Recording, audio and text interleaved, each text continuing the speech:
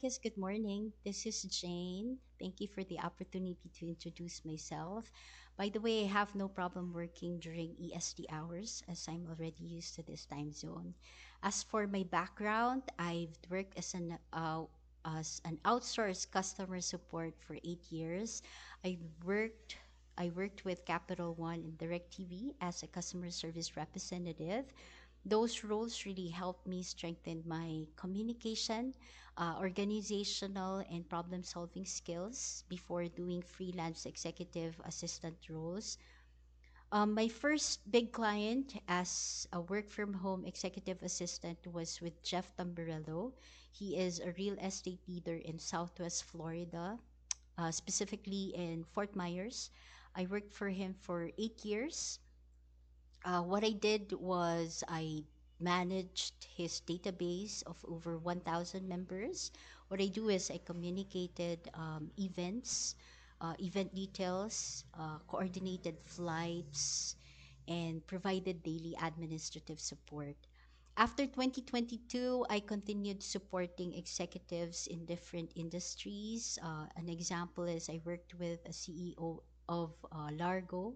This is a tax accounting agency in New York. What I did there is I handled transcription, editing, and summarizing presentations, especially for their podcasts.